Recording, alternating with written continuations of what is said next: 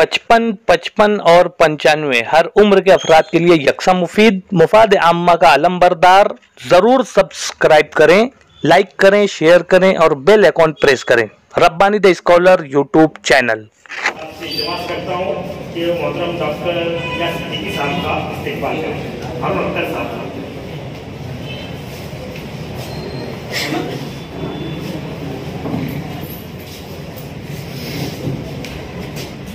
मुदाखलत के लिए माजरत चाहता हूँ। आज हमारी नशिस्त में हमारी कॉमर्स फैकल्टी के सिटी कॉलेज के असिस्टेंट प्रोफेसर और स्टूडेंट डेवलपमेंट ऑफिसर प्रोफेसर शरीफ चोपले सर तशरीफ लाए हैं। मैं कॉलेज की जानिब से और अंजुमन मुहिबान अहमद की जानिब से उनका इस्तेकबाल करता हूँ और नईम सलीम सर से गुजारिश करता हूँ कि फूल दे करके सर का जो है इस मजलिस में इस्तेकबाल करें, सर को वेलकम करें। प्रोफेसर शरीफ चोगले सर का इस्तेकबाल करते हुए नईम सलीम। बहुत शुक्रिया सर।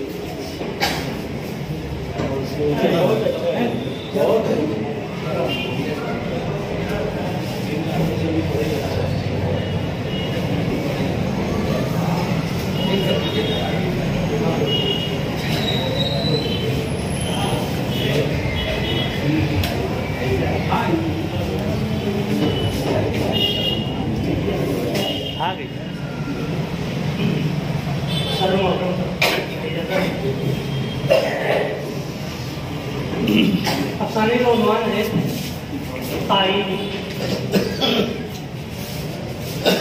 वो एक उम्र से भटक रहा था।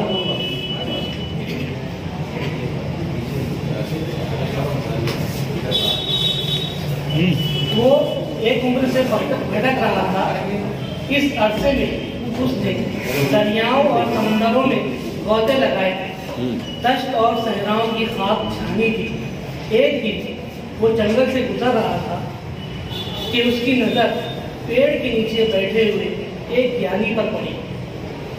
ज्ञानी को देखकर न जाने क्यों उसके दिल में एहतराम उमड़ आया और वो उनके सामने दोजानो हो गया। ज्ञानी ने उसे देखा तो मुस्कुराए और शफकत भरे लहजे में कहा, बोलो।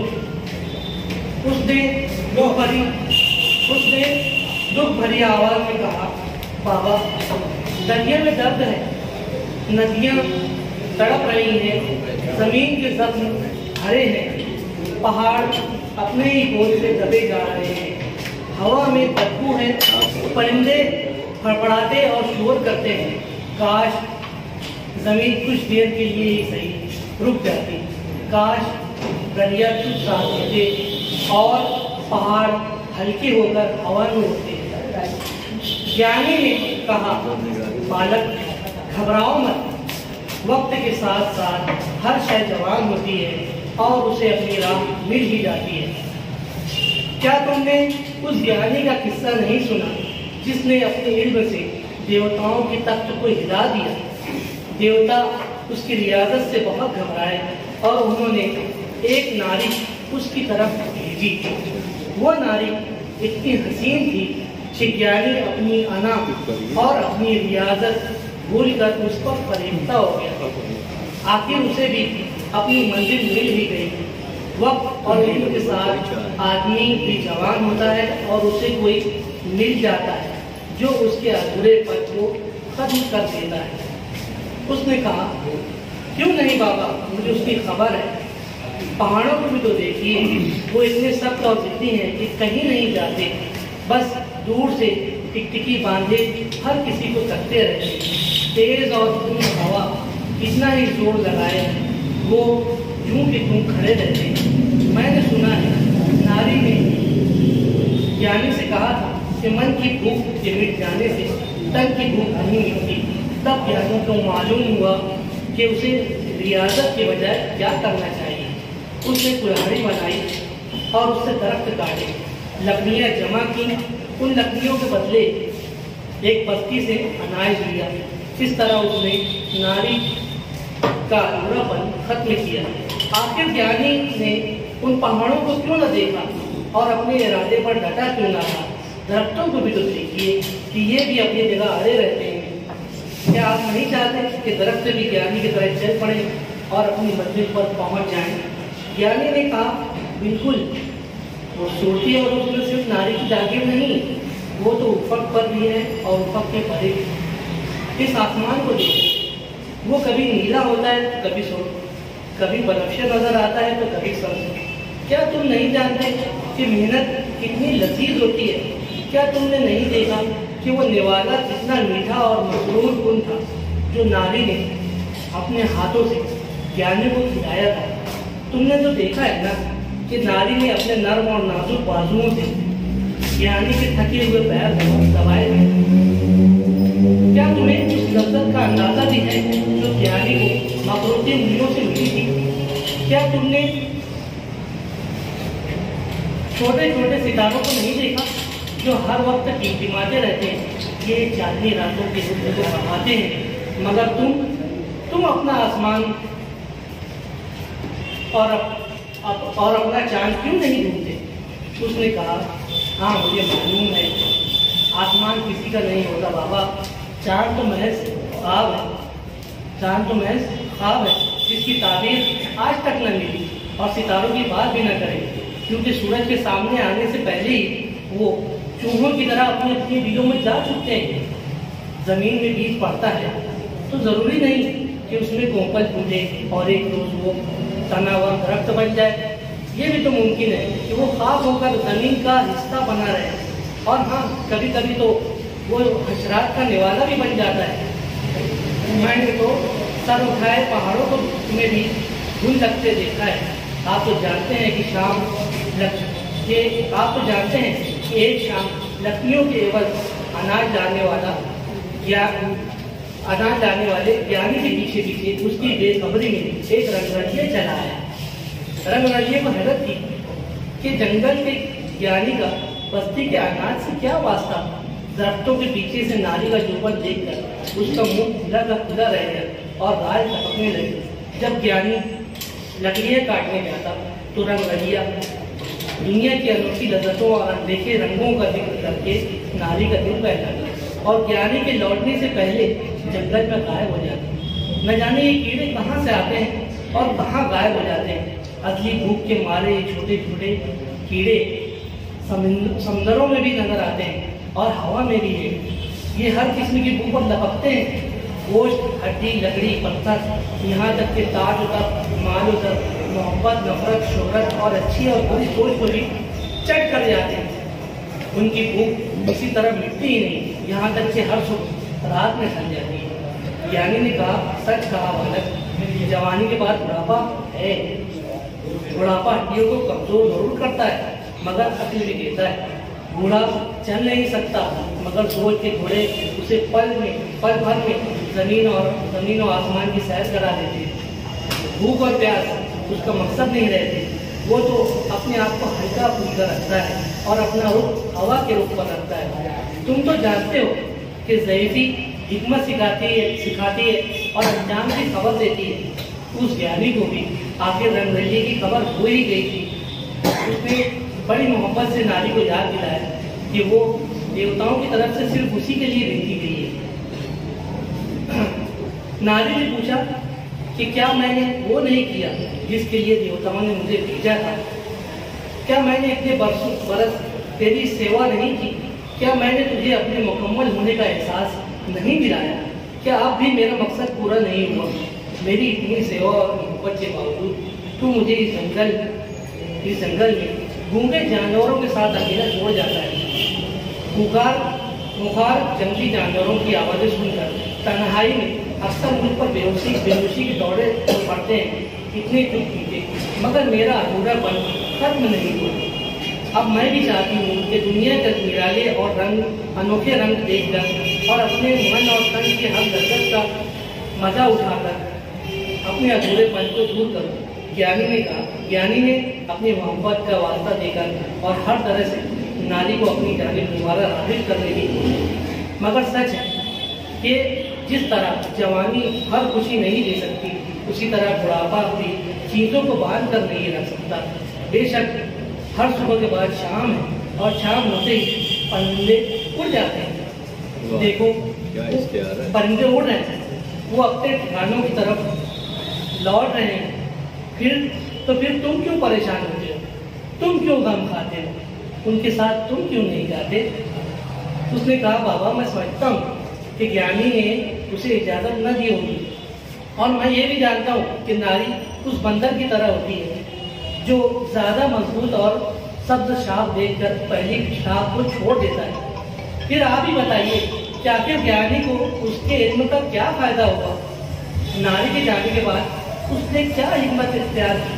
उन चांदनी रातों में टिमटिमाने वाले तारों की क्या अहमियत है, क्या अहमियत रही? उन छोटे छोटे कीड़ों का क्या इलाज है? उन दरख्तों का क्या जिनके एवज अनाज मिला? और उन परिंदों का क्या जिनका बसेरा उन पेड़ों पर था? मैं सिर्फ एक मटर गश्त हूँ और आप ज्ञानी हैं। आपको तो मालूम होगा कि आखिर ये सब क्या है और क्यों है। क्या ये अय्यारी और मक्कारी तो नहीं? कहीं ये अय्यारी और मक्कारी तो नहीं? इस किस्से में तासुब और मुनाफरत की बू भी है और एक का दूसरे पर जुल्म नजर आता है। आपका क्या ख्याल है? क्या ये जुल्म नहीं है? आप जानते हैं कि दुनिया जहां की रंग रंगियाँ और लज़्ज़तें उस नारी के अधूरेपन को कभी खत्म न कर सकेंगी। फिर बताइए, क्या ये जुल्म नहीं है? और आप तो जानते हैं कि जुल्म होता है। फिर ये पहाड़ हवा में क्यों नहीं उड़ते? दरिया खामोश क्यों नहीं हो जाते? और ज़मीन की गर्दिश थमती क्यों नहीं? इतना कहने के बाद मटर गश्त को अचानक ख्याल आया कि किस्से का ज्ञानी कहीं यही तो नहीं। वो गौर से ज्ञानी को तकने लगा, जबकि इस बार ज्ञानी अपना सर झुकाए कुछ सोच रहे थे। और फिर जब उन्होंने नजरें उठाई तो उनकी आंखें नम थी। उन्होंने दर्द भरी आवाज़ में कहा, हाँ बालक, तुम ठीक कहते हो। जुल्म तो फिर जुल्म होता है, जुल्म तो फिर जुल्म है।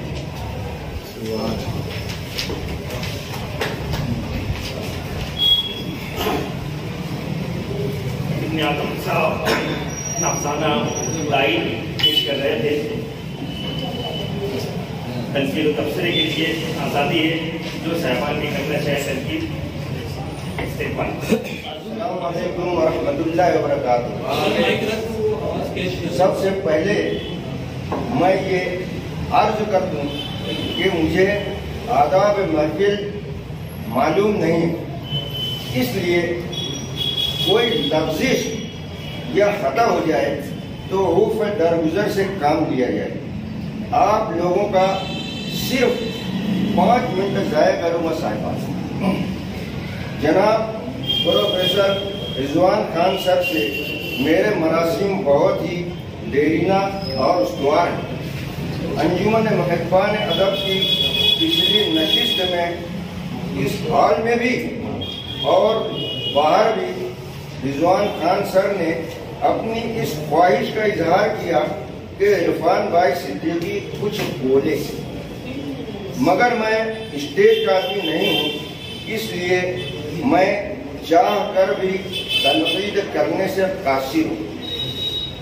जनाब इब्न आदम साहब का अफसाना तायीद मुझे पसंद आया, बस थोड़ा सा अंदाज बयां कहिए या आम फहम जुबान में उतार चढ़ाव कहिए, सुधार पैदा कर लेंगे तो बेहतर रहेगा।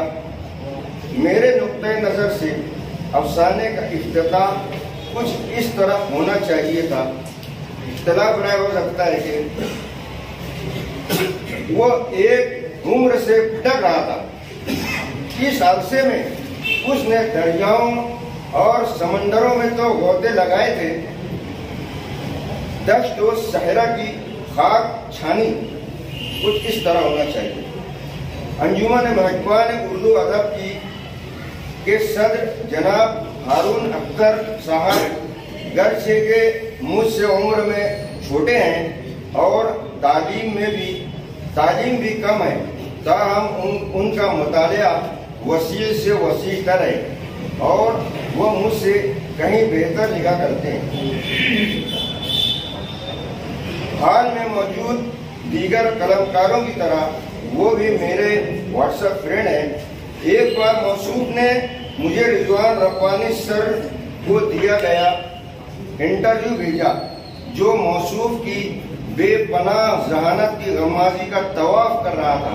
बस जिस तरह इब्न आदम के अफसाने में अंदाज बयां की कमी महसूस की, ठीक उसी तरह हारून अख्तर साहब की ये अल्फाज की अदायगी में कमी महसूस करके कई अल्फाज को डायरी में नोट किया और तलफ़्फ़ुज़ की अदायगी की तस्हीह करके ऑडियो टेप करके भेज दिया।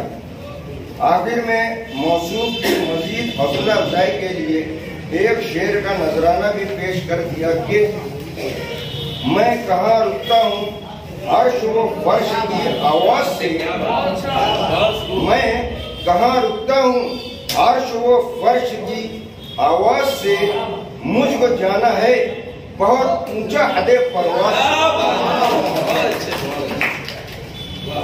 मजीद ऑडियो करा दिया कि देखिए इस तरह मैं अर्श व फर्श और हदे परवाज़ वगैरह में आयन गैन की अदायगी कर रहा हूँ।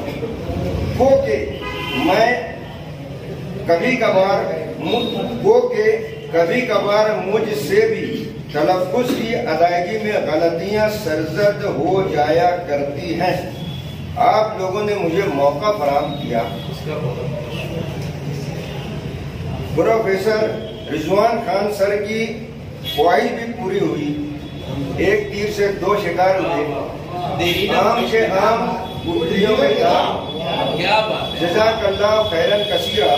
आपका अपना दोस्त इरफान भाई से।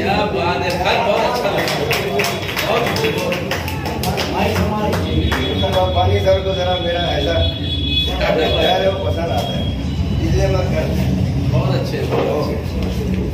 इरफान भाई से ने अफसाने से ज़्यादा दूसरी बातों पर इज़हार ख्याल किया और उनसे दरख्वास्त करेंगे कि आइंदा भी आपने सदर साहब की ख्वाहिश का इजहार कर लिया, आइंदा नशिस्तों में सिर्फ खाने के ऊपर बात करें तो बेहतर होगा। आइए इसके बाद हमारे जो दूसरे साहबान कहना चाहिए।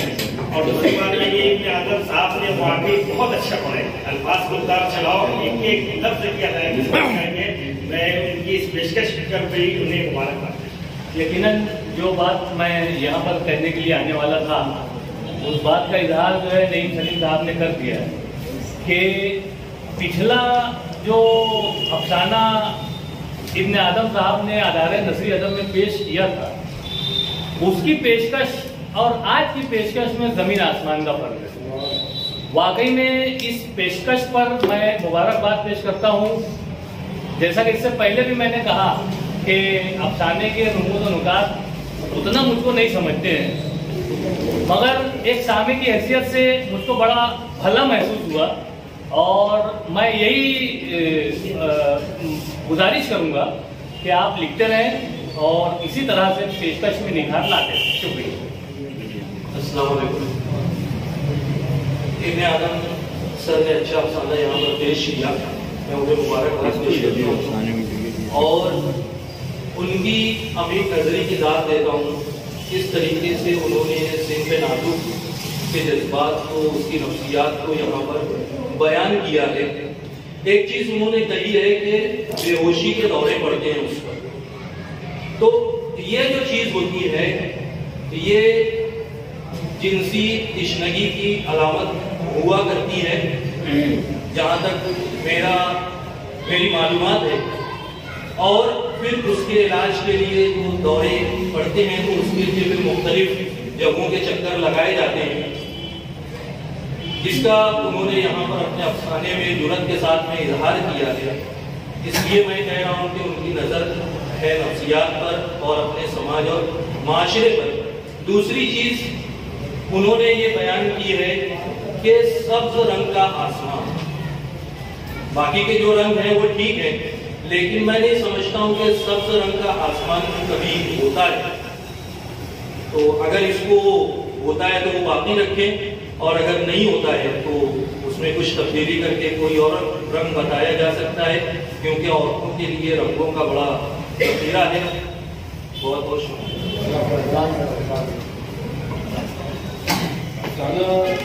जब शुरू हुआ इससे तक मुझे ऐसा लगा, मैंने तालिब इल्म में एक नावल पढ़ा था वाली साहब से मुझे याद है कि खानका नाम से नाविल का मतलब भी नहीं शायद तर्जुमा किया था, तो वो ये 10वीं जमात में जो नाविल पढ़ा था मुझे उस नाविल की याद आ रही है। शायद इस अफसाने का जो मरकजी ख्याल है तो वो खैर और शर की जंग के दरमियान जो उसके ताने बाने बुने गए, लेकिन फिर निस्बत अफसाने से जो वो ऐसा लगता है कि अब मरकजी ख्याल कुछ और है। और जब मैंने उसे थामने की या उसे समझने की कोशिश की तो अफसाना अपने इख्तिताम तक आया, और जो आखिर की 3-4 सतरें हैं अफसाने के इख्तिताम की, तो वहाँ से एक तीसरा मुझे मरकजी ख्याल जो वो नज़र आया।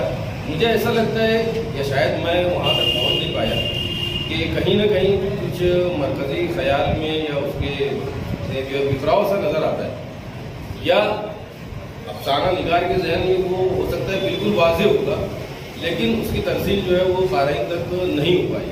ज़बान बयान बहुत उम्दा है और उन्होंने अच्छी गुलत भी की अफसाने की, यकीनन उसकी तारीफ होनी चाहिए, लेकिन बस इसी ख्याल में मैं उलझ कर रह गया, उस नुक्ते तक पहुँच नहीं पाया। इंशाअल्लाह इकबाल बरकी सर का तज़किया मौजूद है, शायद उससे कुछ समझने की राह निकली। मुबारकबाद देता हूँ।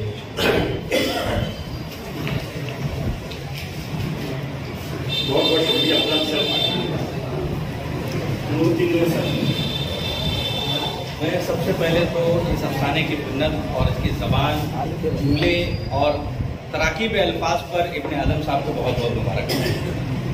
बाद इसके के सुनने और पढ़ने दोनों चीज़ों के बाद मुझे जो चीज़ समझ में आई है इस अफसाने में कि कुछ अलामतों के ज़रिए दुनिया की बेसवाती और इंसान की जो हकीकत है जिसे हम जिबिल्लत इंसानी कहते हैं उसकी वजाहत करने की कोशिश की गई। एक जगह मरकज़ी ख्याल तो ये नज़र आता है कि उन्होंने दुनिया का जो एक उसूल है कि हमें किसी चीज़ की ख्वाहिश होती है, हम उसके लिए तगोदाव करते हैं, लेकिन जब वो चीज़ मिल जाती है तो उसकी अहमियत वैसी नहीं रह जाती जैसी वो तड़प पहले थी उसे पाने के लिए। और फिर धीरे धीरे जब वो अहमियत ख़त्म होती है तो वो जो चीज़ हमें मिली होती है उस चीज़ को भी इस चीज़ का एहसास हो जाता है। तो वो एहसास उन्होंने उस लड़की के किरदार से उसकी वजाहत की है। एक अलामत मुझे बड़ी अच्छी लगी जो उन्होंने बताई है, कीड़े। कीड़े मुझे ऐसा महसूस होता है कि समाज के वो अनासिर हैं जो समाज को नुकसान पहुंचा रहे हैं, हर तरह दीमक की तरह चाट रहे हैं, हर जगह जो तो नुकसान पहुंचा रहे हैं, तो वो उन्हें हशरातुल अर्ज़ के तौर पर उन्होंने पेश किया यहाँ पर। लेकिन वही एक तशनगी रह गई कि आखिर कहना क्या चाहते हैं। बातें बड़ी अच्छी की, लेकिन एक जो जिसको बोलते हैं वहदत ख्याल, वो इस अफसाने में मुझे नज़र नहीं आती। शायद मैं समझ न सका या फिर वो दो मुख्तलिफ या 3 मुख्तलिफ ख्यालों पर बात मबनी हो। बहरकैफ जो कुछ भी तहरीर मुझे बड़ी प्यारी लगी, क्योंकि उसमें जिस तरीके से तहरीर का बहाव है वो काफ़ी अच्छा है। 2 लोगों की यहाँ पर आपस में जो कशमकश बताई गई है उसमें एक ज्ञानी है, वो ज्ञानी था लेकिन बाद में ज्ञानी न रहा, क्योंकि जब उसे देवताओं ने एक तोहफा पेश किया तो वो उतना ज्ञानी न रहा, और वो नौजवान जो एक मटर गश्त है वो उसके ज्ञान पे भारी हो गया। इस अफसाने का दूसरा किरदार जो तो उस पर हावी नज़र आता है। इस तरीके से यानी एक चीज़ ये भी समझ में आती है कि इंसान कितना भी बड़ा इल्म वाला क्यों ना हो, लेकिन अगर वो नफसानी ख्वाहिशात के पीछे भागता है तो उसका इल्म कहीं परे चला जाता है। तो ये चीज़ भी उसमें समझ में आती है। ऐसे बहुत सारी जो तो अलामात, बहुत सारे फलसफे जो चीज़ें पेश किए गए हैं। मैं एक बार फिर इब्ने आदम साहब को बहुत बहुत मुबारकबाद। बहुत अच्छे सर, आपने अफसाने के मुताबिक कुछ बातें बताई, और जो साहब अगर प्रश्न करना चाहें, वरना फिर हम डॉक्टर इकबाल बरकी साहब को जहमत देंगे तो अपना तज़किया पेश करेंगे। आइए सर। अफसाना तारीख पर आइए सर, तेज बोलना मैं पढ़ाना शुरू हुआ तो उसके बाद आया, इब्तदाई तौर पर देख रहा था सफ़ात क्या है। शुरू में 2 किरदार हैं, एक ज्ञानी किरदार है, एक वो, और सिर्फ सवालात यहाँ पर पेश किए गए हैं और उसकी तमीर है। इन तमाम सवालात में सिर्फ एक बात है, जितने भी सवालात यहाँ पर कायम किए गए हैं, काश ज़मीन टूट जाती, काश दरिया चुप साथ देते, काश पहाड़ घूमने लगते, और वो ज्ञानी से पूछते ये सब क्यों नहीं हो रहा है। वहाँ पर इब्तिदा के बाद जो है जब आगे बढ़ता है तो कोई ये कहता है ज्ञानी कि मुझको मंजिल मिली मगर मंजिल नहीं मिली। क्यों? वो कहता है कि नारी जब मिलती है अधूरेपन को खत्म कर देती है। अफसाना और आगे बढ़ता है तो फिर लिखा है कि मन की भूख नहीं जाने से तन की भूख नहीं मिलती। ये पूरा तसलसल चलता है एक सवाल का। अब पहले तो ये बयान किया गया कि ज्ञानी ज्ञान हासिल करता है, उसको मन की भूख मिट जाती है, लेकिन तन की भूख जब जागती है और उसका इम्तिहान होता है, पता लगा तन की भूख मन की भूख पर गालिब आ जाती है। फिर आगे जब हम बढ़ते हैं तो लिखा है कि ज्ञानी ने कहा पहाड़ Rabbani the scholar YouTube channel इल्मी, अदबी, दीनी, मिली, समाजी, सकाफती, तहजीबी, फलाही, तिब्बी, फनी, माशी, तजारती, माशरती, इंतजामी, इनकलाबी, तहरीकी, तहरीकी, तकनीकी, तफ्तीशी, तामीरी, तालीमी व मालूमाती यूट्यूब चैनल ज़रूर सब्सक्राइब करें, लाइक करें, शेयर करें और बेल आइकन प्रेस करें। Rabbani the scholar YouTube channel. ये पहाड़ अपनी जगह से टल जाते हैं, उनमें घूम लग जाता है। हालांकि असली देखा जाए पहाड़ में घूम नहीं लगते, लेकिन ये अफसाना है, पहाड़ का नाम है। और पहाड़ों को घूम लगना ये है कि बड़ी बड़ी इमारतें भी ढह जाती हैं, बड़े बड़े अजीम जिस्ता लोग अंदर से खोखले हो जाते हैं। ये ज्ञानी की तरफ इशारा है। फिर ज्ञानी दूसरी बात पेश करता है, उससे पहले दुनिया भर के सवालात यहाँ पर एक बीच में दरमियान फिर आ जाते हैं। दुनिया की अनोखी लज्जतें हैं, असली भूख के मारे छोटे छोटे कीड़े हैं जिसकी तरफ इशारा है। फिर हर सुबह रात में ढल जाती है। यहाँ पर ये बताया गया है कि फिर सवाल इंसान को आता है, ये क्यों होता है, ये ऐसा क्यों होता है। आगे के बाद जो है दोबारा जब वरक पलटता है अफसाने का, हमको एक नई बात मिल जाती है। ज्ञानी उसको समझाता है कि बालक जवानी के बाद बुढ़ापा है, हड्डियाँ कमजोर होती हैं, यार सवाल आना है। आगे इसने के बाद वो औरत बोलती है कि अब मेरा अधूरापन खत्म नहीं होता ज्ञानी के साथ रहने के साथ, और रंग रंगली के साथ चली जाती है। वो सोचती है कि मेरा अधूरापन कब खत्म होगा। ये अधूरेपन की जो दास्तान शुरू से चली आ रही है, यहाँ आकर शदीद हो जाती है। ज्ञानी उसको पूरी मोहब्बत देता है, पूरा साथ देता है और उसके साथ निभाने की कोशिश करता है, लेकिन वो अपने ढंग से दुनिया देखना चाहती है, अपने ढंग से लज्जत कशीद करना चाहती है, और उसको समझ में आता है ये ज्ञानी से ज़्यादा लज्जत मुझको रंग रंगले में मिल रही है। अब ये जब ज्ञानी की बात होती है, और पिछले ज्ञानी की दो ज्ञानी यहाँ पर, पहले ज्ञानी की बात चलती है, ये ज्ञानी दूसरा ज्ञानी आता है, और यहाँ पर जो है पूरा आखिर का दास्तान, बाबा मैं समझता हूँ कि ज्ञानी से इजाज़त ना दी होगी। यहाँ से जब इख्तिताम की तरफ अफसाना आता है तो पता लगता है कि सब एक दूसरे पर सिर्फ जुल्म कर रहे हैं, सब एक दूसरे को अपनी ख्वाहिश पूरी करने के पीछे धोखा दे रहे हैं। छोटे छोटे कीड़े तक बड़ी बड़ी चीज़ों को चाट जाते हैं। गोश्त, हड्डी, लकड़ी, पत्थर ये अलामतें हैं, यानी जी शऊर, गैर सी शऊर, और ऐसी चीज़ें जो जिंदा हैं, जो जिंदा नहीं है, वो तमाम चीज़ें खत्म हो रही हैं, वक्त के साथ बदल रही हैं। फिर जब तमाम सवालात मुकम्मल होते हैं तो ये मैं अपना फिर वापस कहता है। मटर गश्त को अचानक ख्याल है, यहाँ पर वो को मटर गश्त फिर वापस बताता है कि वो बहुत घूम फिर कर यहाँ आया है कि किस्से का ज्ञानी ये वही ज्ञानी तो नहीं है जो पहले किस्से में ज्ञानी था। वही ज्ञानी वापस लौट कर आता है और बहुत बड़ा सवालिया निशान कारी के सामने खड़ा करता है, और इतनी गंभीरता रहती है। इस बार ज्ञानी अपना सर झुकाए कुछ सोच रहे हैं, और जब नजरें उठाएं तो आंखें नम थी। ये असल पॉइंट है अफसाने का, ये पूरा निचोड़ है सवालात का। उसने दर्द भरी आवाज में कहा, हाँ बालक तुम ठीक कहते हो, जुल्म पे जुल्म है, जुल्म भी हम इससे इत्तेफाक करें ना करें। अफसाने निगार ये बताना चाहता है कि आदमी अपनी ख्वाहिशात की तकमील के लिए, अपने आप को मुकम्मल करने के लिए हमेशा दूसरों को धोखा देते आया कि जुल्म है, और यही चलते आया है। इसीलिए वो ताइद चाहता है।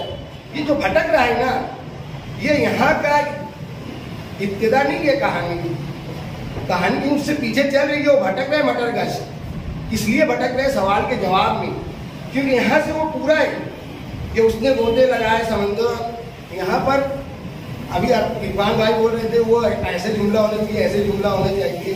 जुमले की बुनियाद बनाती है कि अब कहानी किधर जा रही है। ये कोई मजमून बच्चों का नहीं है कि उसको जुमला दुरुस्त करते बैठेंगे। आप ये देखिए कि अफसाने निगार उन जुमलों में क्या बोलना चाहता है। वो छोटे छोटे जुमले जो तो सिर्फ जुमले नहीं है, वो साबिका से अफसाने को जोड़ रहे हैं। अफसाना जहाँ शुरू हुआ है पता लगा वहाँ से शुरू नहीं हो रहा है, उससे पहले कुछ बातें हैं, और ये सब सवालात उसके मन में हैं। और दुख भरी आवाज़ से जो ये उसने सवालात जब ये वहाँ से शुरू होता है तो उसको ज्ञानी देता है, बालक घबराओ मत मैं अभी करूँगा। लेकिन पता लगता है ज्ञानी खुद बालक की बातों से तायद करता है कि नहीं, आप जो कहते हैं वही दुरुस्त है, और यूं ही दुनिया में होता आया है और शायद यूं ही होता रहेगा। या अफसाना निगार ये चाहता है क्या यूं ही चलता रहेगा?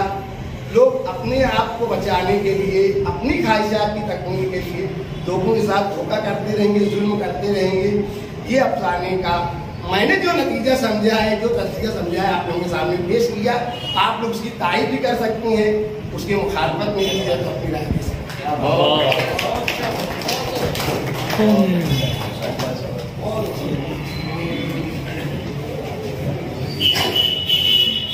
मोहतरम सर हाज़रीन मजलिस, बहुत अच्छा हमारे साथी ने बड़ी बारीकी से उसका तज्जिया करने की और खुद किसी नतीजे तक पहुंचने की कोशिश की। मैं नहीं जानता कि वो खुद भी किसी नतीजे तक पहुंचे है कि नहीं पहुंचे। ऐसा लगता था उनकी बातों से लोग पहुंच गए, वरना अब्दाल सर ने इब्तिदा में जिस चीज का इशारा किया था वो अपनी जगह कायम है। सिर्फ एक तासुर जो मुझे इससे मिला, देखिए मैं इब्ने आदम को आप जानते हैं, दास्तानी अंदाज उनकी नस्ल में हुआ करता है। इसमें भी दास्तानी अंदाज उन्होंने इख्तियार किया है। जबान अच्छी है, बयान अच्छा है, एहतियात से लिखा है उन्होंने। शायद हम बहुत से जुमलों का मतलब नहीं बता सके, ऐसा भी हो सकता है कि हम नहीं बता सके, लेकिन इस पूरे अफसाने से एक तासुर तो जरूर मिलता है ना कि किस तरह मादी दुनिया में और रूहानी दुनिया में, दोनों दुनियाओं में किस तरह जो है मुसलसल जाने चाहिए। हमारे इजाद खिजर थे,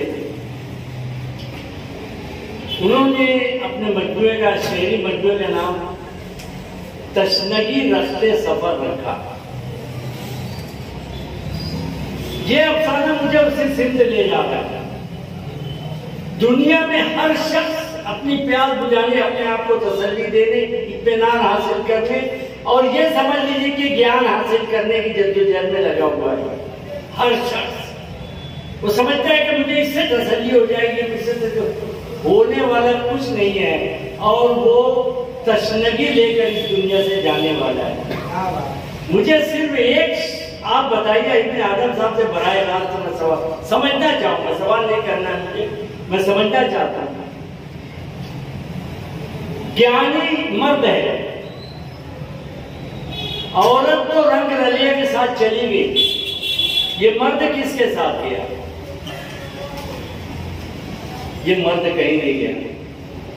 इस अफसाने में, इस कहानी में औरत की खुलेआम तस्वीर की जा रही है, ऐसा मैंने तस्वीर मुझे मिलता है, ऐसा लगता है कि उसे ये तासुर मिलता है। वो औरत रंग रलिया के साथ भागती है, मुकम्मल नहीं होती। ये उसको अपना जुल्म मानता है कि वो चले गए, कमजोरी होगी उसके अंदर, कुछ योगी है, क्या बोलने गया। लेकिन ये जो चीज मुझे लगती है, अगर ये भी गुमराह होता, इसने क्या धोखा दिया, ज्ञानी ने क्या धोखा दिया, मुझे नहीं मालूम। अगर कोई इशारा कर सके तो मैं उससे भी सुनना चाहूंगा कि ज्ञानी ने क्या इशारा दिया, इस कहानी क्या इशारा दिया का मतलब से क्या धोखा दिया, क्या फरेब किया उसने, मैं जानना चाहूंगा। औरत तो बहकावे में आ गई, पहले भी आई थी इब्तिदा में, हजरत आदम के वक्त में भी आई थी, वही तारीख फिर दोहरा दी गई, फिर औरत पे इल्जाम रख दिया गया। हम लोग क्यों अपने आप को इतना जल्दी से महफूज कर लेते हैं, चारों तरफ बाढ़ लगाकर? हमारे अंदर कुछ नहीं है, हम लोग बहुत सीधे हैं, बहुत शरीफ है, पाकबाज है, परहेजगार है, हर आदमी ऐसे ही होता है। ये जो सिलसिला चल रहा है, या तो आप बैलेंस कीजिए या तो बताइए कि कमजोरियां दोनों तरफ पाई जाती हैं। ऐसा जो भी तासुर मुझे इस अफसाने से मिला वो मैं आपके सामने रख रहा हूँ। बाकी मैं खुद किसी नतीजे तक नहीं पहुँचा हूँ, इसलिए जब पहुँच जाऊँगा तो उसके बाद एक दफा फिर बोलूँगा। शुक्रिया। एक बात, ज्ञानी जो है पहले रूहानी दुनिया में रहता है और उसकी तकमील तकरीबन हो जाती है, वो ज्ञानी बहुत मर्तबे पे पहुंच जाता है, उसका इम्तिहान होता है और वो अपनी रूहानी दुनिया छोड़कर मादी दुनिया पे लपक जाता है। वो जैसे औरत इसको छोड़कर भाग जाती है, वो अपनी रूहानी दुनिया छोड़कर भाग जाता है। यहाँ भी तो उसने अपने आप को ही धोखा दिया है। बहुत सही है, तो खुद होके बात उसको बताना बहुत करीब जा रहे थे आप नहीं साहब। मुझे इस बात की बेइंतहा खुशी होती है, तो बंदी गाय को करते हैं, बेइंतहा खुशी होती है। देखिए लईक साहब के अफसानों पर गौर करने का जो अंदाज है वो आप समझ रहे हैं, मुझे ये बहुत ही इत्मीनान बख्श मालूम है। हर पहलू से उसको गौर करना चाहिए और ये कि वो मुझे जवाब देने के लिए नहीं खड़े हुए थे, बल्कि उन्होंने मुझे इशारा किया कि ये भी तो कोई धोखा नहीं है। लईक साहब बात समझिए, औरत ने उसको धोखा दिया, इसने औरत को क्या दिया? रूहानियत को धोखा दिया होगा। रूहानियत कोई जिंदा और जावेद चीज नहीं है, वो इंसानी जिंदगी में वो कोई ऐसी चीज नहीं है जिससे आप गुफ्तगू कर सके। वो एक माहौल है, एक सेंस है, रूहानियत एक एहसास है। तो आप उस एहसास से वो यहाँ पर आया, उसको किसने बहकाया है? किसके फिराक लफ्ज बड़ा जामे लफ्ज है, किसके फिराक में इधर आया? वही औरत, फिर वही औरत। यहाँ भी उसके बहकावे का इल्जाम फिर उसी औरत पर रख दिया गया। ये समझिए लईक साहब जो मैं जी, तो ये मैं जो देख रहा हूँ इब्ने आदम के इस अफसाने में खुले तौर पर यकतरफा बात की गई है और ज्यादा अच्छे अंदाज से भी हम इसको ज्यादा बारीकी से इसका तज्जिया कर सकते हैं। बहुत से जुमले हमने छोड़ दिए, सिर्फ एक गलती आपको बता दूं उसमें, आपने रंग लिखे सब्ज रंग, सुर्ख रंग लिखा, उसके साथ बनफशा रंग। बनफशा रंग नहीं होता, रंग बनफशा ही होता है, इसलिए उसको दुरुस्त कर दें। शुक्रिया।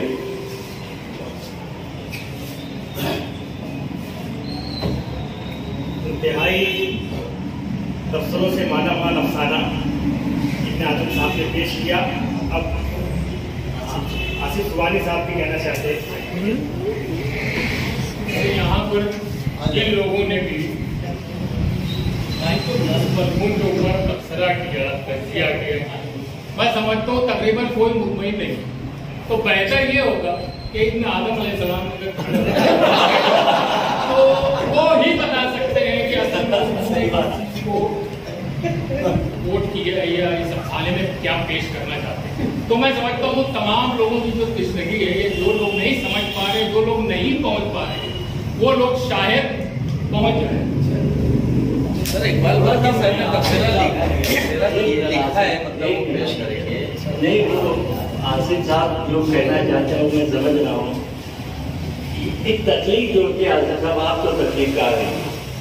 कभी कभी ऐसा होता है जितने मानी गालिब के कलाम में आज निकाले जा रहे हैं, कुछ गालिब को भी मालूम नहीं। एक शायर या तकलीफ का बोल लीजिए आप, उसमें शायर, मुसव्विर, अदीब, ड्रामा निगार सब आ जाते हैं। ये जब कोई चीज तकलीफ करने जाते हैं, बहुत सी चीजों की वजूहात को एक्सप्लेन नहीं कर सकते। वो एक फ्लो ऑफ थॉट रहता है, वो बहता रहता है और उसमें ये लफ्ज मैं क्यों इस्तेमाल किया ये नहीं बता सकता, तो यही लफ्ज क्यों किया मैंने। तो ये जो चीज है, ये थोड़ा सा मैं समझता हूँ अफसाना निगार पर जुल्म है तो इसको थोड़ा सा आप इब्न आदम साहब को माफ कीजिए और कोशिश कीजिए कि इसको आप खुद अच्छे अंदाज में समझते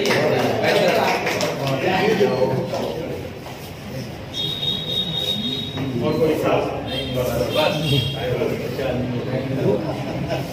आइए डॉक्टर इकबाल मटकी सर ने जो तज़किया पेश किया है इंशाअल्लाह इसके ऊपर हम नतीजे पर पहुंचे।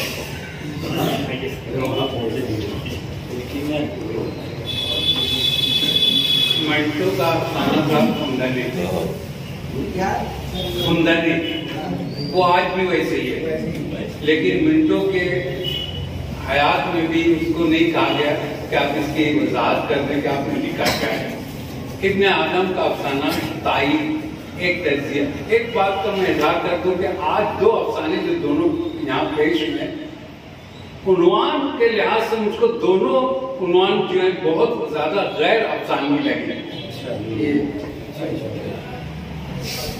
इब्न आदम कसीरुल जहद अहले कलम है, वो शायर, अदीब, मुहक्किक और अफसाना निगार की हैसियत से अपनी शनाख्त कायम कर चुके हैं।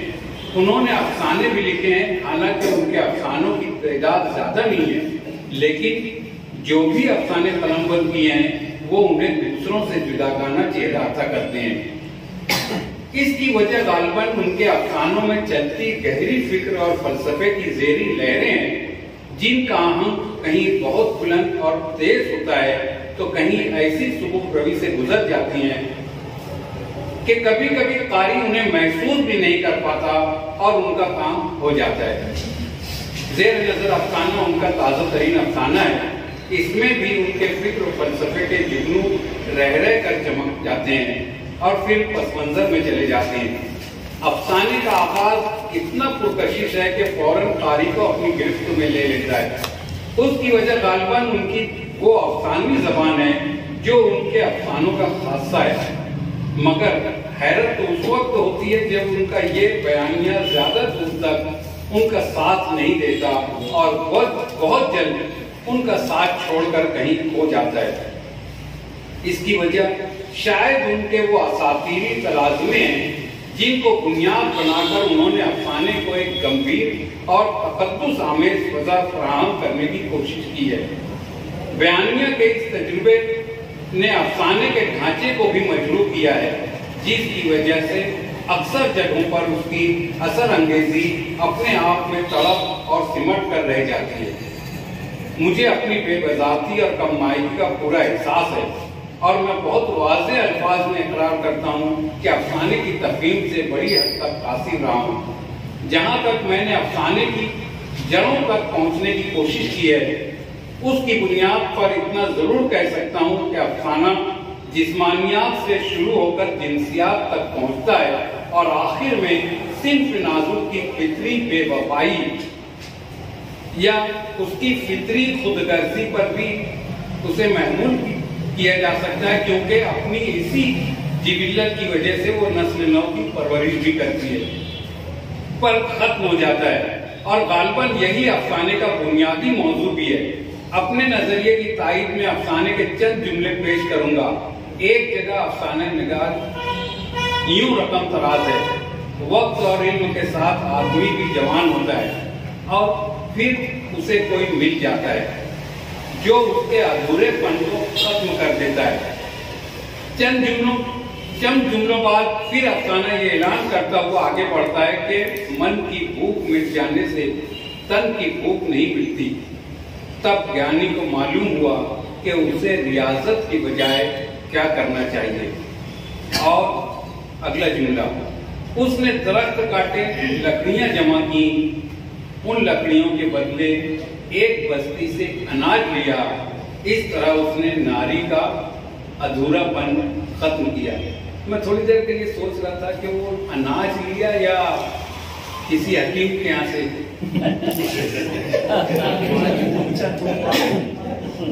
इन अफसानी और असातीरी जुमलों के दरमियान अफसाना निगार जिन्स के एक फितरी जज्बा और जिस्म की एक फितरी ख्वाहिश के होने का इजहार करता है।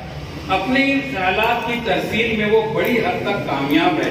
वो जहाँ कारी को ले जाना चाहता है, कारी वहां तक पहुंचता जरूर है, लेकिन उस एक खलीज को क्या नाम दिया जाए जो कारी अपने अंदर महसूस करता है।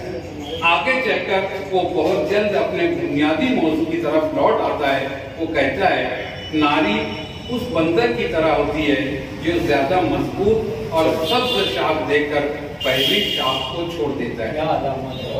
पूरा अफसाना इसी एक बुनियादी फिक्र के गिर्द गर्दिश करता है और आखिर में इसी पर खत्म भी हो जाता है। लेकिन अफसाना निगार ने सिर्फ नाजुक के इस चलन को बहुत वसी और बड़े फ्रेम में रखकर सजाने, देखने और दिखाने की कोशिश की है। औरत की बेवफाई की वजह वो उसकी फितरी जिनसी नाआसूगी को बताता है। वो कहता है कि दुनिया जहाँ की रंगरलियां और लज्जतें इस नारी के अधूरेपन को खत्म ना कर सकेंगी।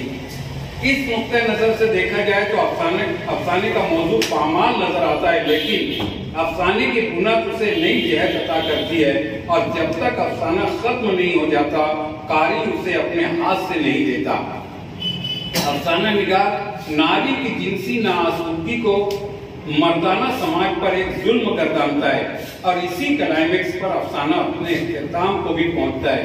औरत अपनी जिनसी नाआसूगी या दूसरे अल्फाज में अपनी जिनसी आसूगी के लिए किसी भी मर्द से बेवफाई कर सकती है और करती है और इस नजरिए की तायीद किसी ज्ञानी से करवाने का मतलब साफ है कि जमीन के मुख्तलिफ खित्तों के उलमा और वहाँ के उलूम ने नारी की फितरत और उसकी जिबिलत का अर्थ रेजी से मुशाहिदा और मुतालिया करने के बाद जो नताइज अखज़ किया है वो इसी मफरूज़े पर मुंतज होता है जिस पर अफसाना निगार ने अपने क्लाइमेक्स की बुनियाद रखी है। मगरिब व मशरिक पर मुहित इस जाविये से देखा जाए तो ज्ञानी की शख्सियत का दायरा फैल कर मगरिब व मशरिक पर मुहित हो जाता है। यही इस अफसाने की जिद्दत है जिसकी वजह से वो बात पा सकता है। अफसाने का आगाज बहुत शानदार है। इब्तिदा ही से अफसानी खुशोकारी का आगाज हो जाता है। उसकी बड़ी वजह अफसाने की सहर अंगेज जबान है जो बहुत जल्द कारी को अपनी गिरफ्त में ले लेती है। आगाज ही से महसूस होने लगता है कि पूरा अफसाना अलामत निगारी की टेक्निक के ज़ेर असर तहरीर किया गया है, लेकिन जो अलामतें बनकर उभरती और खड़ी होने की कोशिश करती हैं वो अभी अच्छी तरह से खड़ी भी नहीं हो पाती कि अपने आप की नफी करती हुई खुद ब खुद ढह जाती हैं। इस तरह अगर अफसाने को इसके बयानिया की इन खामियों के तनाजुर में देखें तो अफसाना नाकामी की तरफ तेजी से गामजन नजर आता है। इसी तरह बयानिए के चंद तनाकुज़, तकासुल और तज़ाद भी अफसाने और उसके मजमूई तासुर को मजरू करते हैं। इसकी वजह शायद ये है कि अफसाना निगार अपने मौजू की तरसीब पर सारी कुव्वत सर्फ करता रहा है क्योंकि उसे बुनियादी तौर पर इसी से सारा सरोकार भी था। शुक्रिया। बहुत अच्छे।